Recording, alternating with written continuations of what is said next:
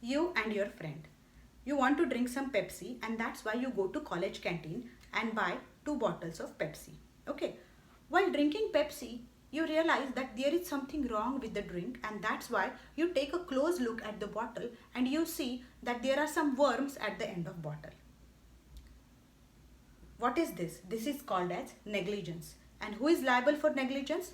Manufacturer who manufactured those Pepsi bottles. Okay, and if there is no mistake at his part, then the canteen owner, because on that bottle it is written that store in a cool and dry places, right? And if canteen owner stores those bottle outside in a bright sunlight for months, then drink gets ruined, right? So in this case, depending upon the situation, either the manufacturer or the canteen owner is liable. And liable for what? Liable for negligence. Hello everyone, welcome to Law Simple and Pure. I'm your host Dr. Vaishali, and in today's lecture we are going to learn all about negligence. Now let us learn this concept point wise. Okay, so point number one is introduction. The term negligence is derived from Latin word negligentia. And what is the meaning of negligentia? It means carelessness or careless attitude. Example: A is running a school, okay, and he is running school buses for school kids. In this case, in every school bus there has to be one attendant, and in today's case there has to be one lady attendant. If there is no attendant employed in the school bus and one of the kid opens the door of the bus and falls down, in this case there is a duty to take care, right? School or A is under a responsibility to take care, and if that responsibility is not fulfilled, it is called carelessness or negligence, and he is liable in that case. What is the origin of law relating to negligence in India? As you know, in India, Indian law is based on British law, right? Constitution is taken from so many countries, but apart from constitution, the other law or the main statutory law, Indian Penal Code, law relating to contract, law relating to property, companies law, okay, and law relating to torts, it is taken from British law or English law. So origin of negligence is in British law, and that's why we still follow English cases in law of torts. After learning introduction and origin, what is the meaning of negligence? Negligence happens when there is a duty to take care and that duty is not performed, okay, and then it is called as negligence. Definition of negligence as per Winfield is breach of legal duty. Okay, breach means breaking the legal duty or not performing the legal duty. Okay, so breach of legal duty, not any duty, legal duty which is imposed by law to take care, which results in damage to someone else. So what is present here? Breach of duty. Which duty? Duty to take care. It must be a legal duty, and which results in what? Damage to someone else. So according to Winfield, again listen and note in your brain, breach of legal duty to take care which results in damage to someone, and this is called as negligence. Let us go through one more definition of negligence which is provided in Blyth versus Birmingham Waterworks Company. Case law is Blyth versus Birmingham Waterworks Company. In this case, negligence was defined. This case defines negligence as either an act or omission. It means omitting something or doing something. So omission to do what? Omission to do something which a reasonable man would do in a case, and doing something which a reasonable man would not do. For example, you go for taking corona vaccine and you are already having corona symptoms in your body. So in this case, doctor should show a prudent behavior. And what is a prudent behavior? If you are already suffering from corona symptoms, he should not give that vaccine to you to complicate the matter more. Okay, so what is reasonable care over here? Not giving that vaccine to you because you are already showing corona symptoms, right? So omitting something which a reasonable man would do. Okay, so over here, what is the duty of doctor? Not giving that vaccine to you. Okay, it is reasonable care. Or doing something which a reasonable man would do. Example, you are a lifeguard, okay, and some person is drowning in your swimming pool. What is your duty? going and saving that person, right? If you do not do that, then you are liable for negligence. So omission of something when reasonable man would do something in that case, or doing something when a reasonable man will not do something in that case. So test of reasonable man is applied over here in case of Blyth versus Birmingham Waterworks Company. I gave you proper examples. And students, remember one thing, in your answer sheet, if you cannot remember a case law, always provide proper examples. Okay, like I provided doctor's example, lifeguards example, and schools example. So there are so many illustrations or examples, so you can write A, B, C, D and different illustrations. You will get more marks. Next point, negligence is actually, we know that torts is a civil wrong, but in torts some wrongs are civil as well as criminal, and negligence is one of them. So negligence is a civil as well as criminal wrong. Depending upon the situation and depending upon the case, it will be decided whether it is a civil wrong or a criminal wrong. So if there is a criminal intention present to harm someone, it is called as a criminal wrong. Okay, and if there is no intention present and harm is also in a lesser type of harm is caused, then it is called as a civil wrong. Example of civil wrong or example of civil negligence. If you have a dog and your dog is playing in your yard, and by mistake the gate is open and your dog goes out and bites your neighbor, this is called as civil type of negligence. Second case, if you are a school driver or if you are a driver and there is a stop sign and you do not follow the stop sign and go hurriedly, this is again a civil wrong. Second case, if you are a driver, you ignore the stop sign and you go really fast, and if you kill some people, then it will be called as a criminal wrong. Suppose you go to doctor, okay, and doctor while doing your operation gives you a wrong medicine which results in life-threatening situation, then this will be called as a criminal wrong. So depending upon the facts and results of the case and the gravity of the case and intention of the parties, it will be termed as either a civil type of negligence or a criminal type of negligence.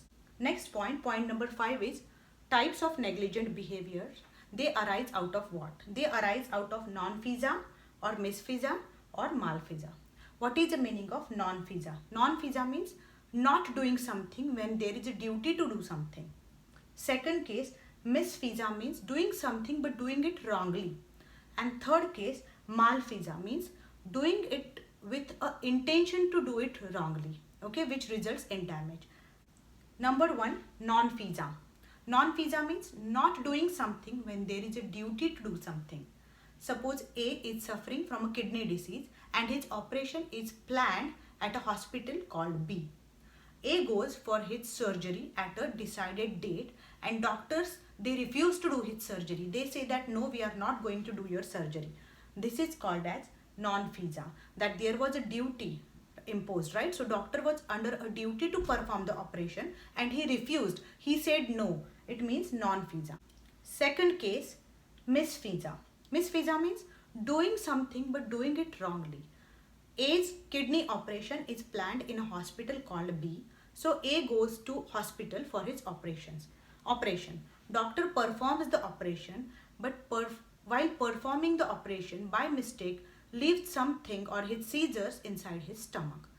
This is happened by mistake. There was no intention to do anything wrong. This is called as misfeasor. So doing duty but doing it in a wrong way. So this is called as misfeasor. Third case is malfeasance. Malfeasance means doing something with a bad intention. A's kidney operation is planned in a hospital called B. A goes for his operation and doctors perform his operation. While performing his operation, they take care of one kidney, but they secretly take out the another kidney of a patient for some other patient without his knowledge. Okay, this is called as malfeasor, stealing the kidney of a patient. Okay, so 3 cases. Non-feasor means not doing it at all. Misfeasor means doing it but doing it in a wrong way. And malfeasance means doing it but doing it with a criminal or malicious intention.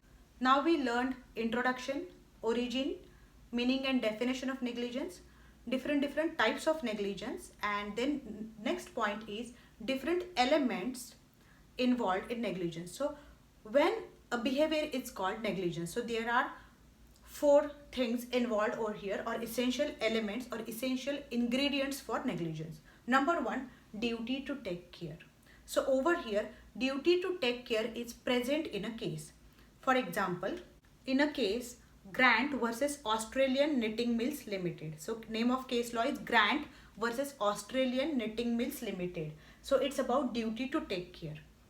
Plaintiff went to a shop and he purchased two woolen underwears from him.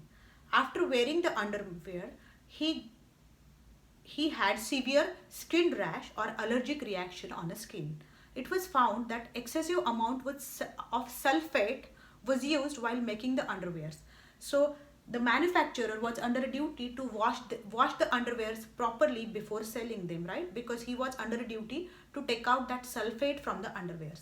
But he didn't do that, okay? And court provided that he failed to take reasonable care, or he failed to take care. Okay, so if you are a manufacturer, what is your duty? To take care of your goods. They should be of a mercantile quality, or they should be of a saleable quality. In this case, he sold the underwears which were not of good quality, and that's why the customer suffered. So duty to take care was there, and which was not fulfilled. Second case, breach of duty. So same case law you can provide that in this case there was a breach of duty. And what was the duty? Washing the underwears properly and taking out the sulfate before selling them in a market, right? So their breach of duty happened. Third, duty towards whom? Duty towards a person, whoever uses it, okay? And a classic example of duty towards whom is duty towards a person, whoever it suffered. Donoghue versus Stevenson. What happened in case of Donoghue versus Stevenson? Two friends, okay, went to drink ginger beer in a shop. While drinking, so they ordered ice cream and ginger beer, and they poured ginger beer on the ice cream. While drinking the ginger beer with ice cream, or while eating the ice cream with ginger beer, they found decomposed snail in the ginger beer bottle, and that's why plaintiff, she suffered from severe gastrointestinal problem. In this case, it was provided by the court that manufacturer is liable to a customer. And in this case, customer didn't purchase it directly from the shop, but her friend purchased it for her. Okay, so there was no privity of contract, but still court provided that manufacturer is under a responsibility.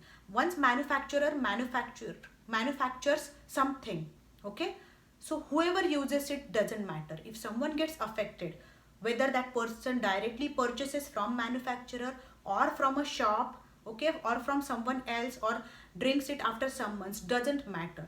Duty of care is there, okay, which is imposed on manufacturer. And towards whom? Towards the sufferer, okay. Neighborhood principle was applied that whoever suffers from the act, okay, the person is liable towards that sufferer. And results in what? Results in damages, some type of damage to that person's legal right, okay. So in this case, four elements of negligence, or four essential ingredients, must be present in a case, and then that will be called as a negligence. Next point, or point number 7, is what are the defenses? Defenses means in which case a person will not be held liable for negligence. So students, remember, we covered so many points, right, from introduction till this point. So far we'll covered 7 points, and point number 8 will be conclusion. So please follow all these points. You will score like anything. Okay, so do not forget these points if necessary. And I will tell you one thing. Lots of students, they requested me for lectures in Hindi. I can make lectures in Hindi, but I don't want to spoil you. Okay, you are law students. Our law is written in English. So try to learn it in English. I will tell you a very easy way how to do that. Learn or listen one lecture. So put your earphones in your ear and listen one lectures for 3 to 4 times. Once you get used to that language, you will really feel it easy. See, usually a kid of 5-year-old or 6-year-old learns language, right? So if a small kid within 5 to 6 years of his age can learn English, can learn his mother tongue like Hindi, Marathi, Bengali, okay, Manipuri. If that kid can learn the language, you can learn language, right? So do not go for shortcuts.